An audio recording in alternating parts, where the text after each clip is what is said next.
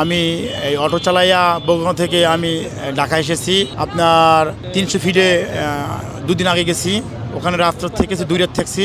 ওখানে থাকার পরে তারেক রহমান যখন এসেছে আমরা দূর থেকে তাকে দেখেছি, কিন্তু দেখে তো মন ভরে নাই। সেজন্য আজকে এখানে আসলাম। তারেক রহমানকে যদি একটু দেখতে পারতাম দূর থেকে, মানে কাছ থেকে একটু, তাহলে মনে একটু তৃপ্তি পাইতাম। সেজন্য আসা ভাই। আসলে তারেক রহমানের আমি না, শুধু বাংলাদেশের 17 কোটি মানুষই তাকে ভালোবাসে। হ্যাঁ, আমাদের কর্মী তো ভালোবাসি, সাধারণ মানুষ তাকে ভালোবাসে। কেন ভালোবাসে? তার ধৈর্য, তার মায়া, তার বিশাল বড় একটা মন আছে, এবং সে তার শত্রুকেও সে আঘাত করে কথা বলে না, কষ্ট দিয়ে কথা বলে না। তার কথার মাধুর্য, তার কথার যে ছন্দ, সে যেভাবে কথা বলে মনে হয় যে কবি কথা বলতেছে। তারেক রহমান স্যারের গুণ কথার কি বলবো। সে 25 তারিখের যে মঞ্চের যে বিএপি চেয়ারগুলো ছিল, সেই বিএপি চেয়ারের বড় বিএপি চেয়ার ছিল, সেই চেয়ারটা কিন্তু সে সরাই কিন্তু একটা প্লাস্টিকের চেয়ার বইছে। সেম কাজটা করছে আমাদের বরিশালের শেরে বাংলা একে ফজলুল হক। তাকে একটা কাঁচের গ্লাসে পানি দিয়েছিল অনেক আগে, তখন সে মঞ্চে খারাপ বলছে যে এই কাঁচের গ্লাসে পানিটা গ্যাসটা সে ফালাই দিয়ে ভাঙিয়ে ফেলেছে। তখন জিজ্ঞেস করলো যে আপনি কেন ভাঙলেন?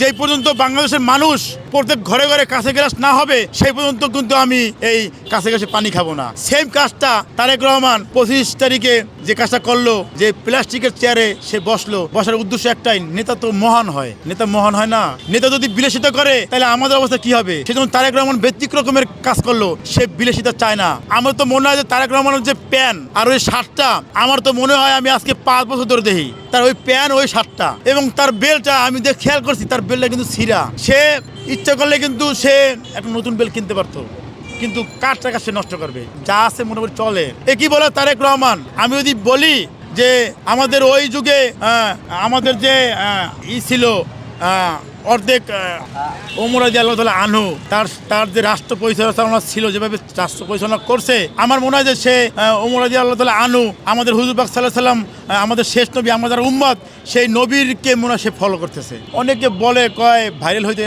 ভাইরাল হইতে আইছে।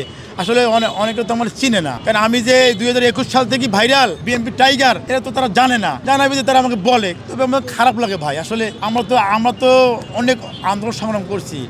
আমরা এরকম ভাই সত্য কথা একটা বলি, 4 দোকানে বসে বিএনপি কথা মানুষ বলতে পারে নাই, পারছে ভাই, বলতে পারে নাই। আপনারা সাংবাদিকরা, আপনারা বিএনপির প্রচার করতে গেলে আপনাদের আইডি হ্যাক করছে ভাই, করছে কিনা ভাই?